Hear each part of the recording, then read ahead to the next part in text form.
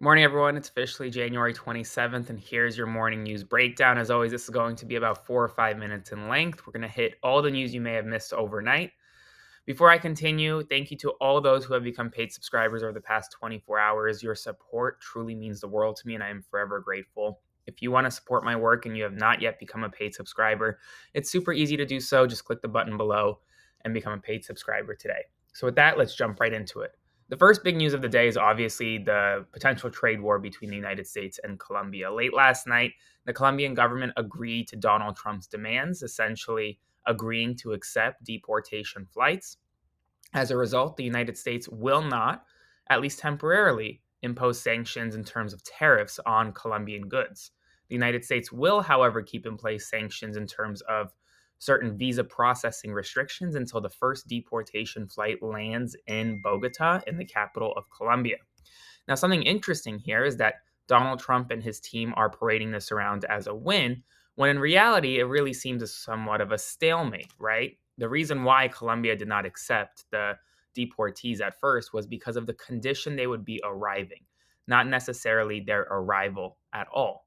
So it seems as though Colombia's president got something that he wanted as well in terms of how the deportees will be arriving back into the country.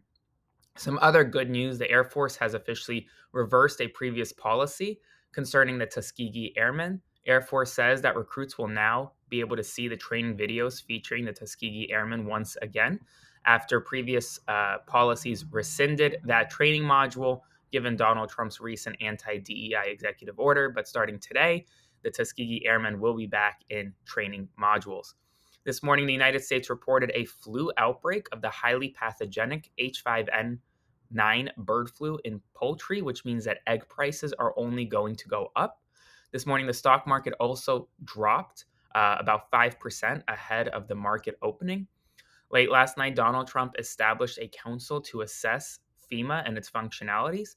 Donald Trump says that FEMA will require a quote, full scale review. He has previously talked about how he wants to move disaster aid relief efforts back to the states and potentially get rid of FEMA totally, but we'll see what happens there. Donald Trump and United Kingdom Prime Minister Keir Starmer are expected to meet following a call over the weekend. In addition, Chicago has seen ice raids over the weekend. Ice raids have begun with Dr. Phil, with Tom Homan filming essentially the ice raids in real time. We also now have confirmation that ice raids have begun in the city of Dallas and San Antonio in Texas. Ice raids are only going to continue expanding as Donald Trump's tenure continues. These ice raids are expected to, according to the Washington Post, originally the United States was deporting about 200 to 300 undocumented migrants per day. That number is expected to ramp up to over 1,000 per day this week. And then it'll only continue to ramp up as part of this mass deportation scheme.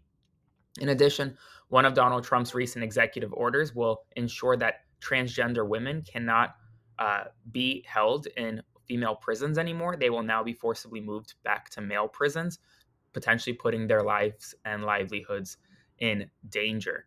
In addition, Senator Mike Lee from Utah has talked about potentially abolishing the TSA, the Transportation Security Administration, at airports, and instead focusing on allowing airline companies to do their own security measures. So essentially, Spirit Airlines would be doing its own security measures under this idea. It's unclear how much support that will have. In total, that's kind of all the news from overnight. It's not a ton. This week is likely going to be a very busy one. And as soon as we get more information, I will obviously provide it to you. I will be back here this evening for my evening news update around 5:30 p.m. Eastern Time. In the meantime, let me know if you have any questions below. If you want to become a paid subscriber, the easiest way to do so to support my work is just by clicking the button below. Thank you guys so much, and I will see you guys this evening for the evening news rundown.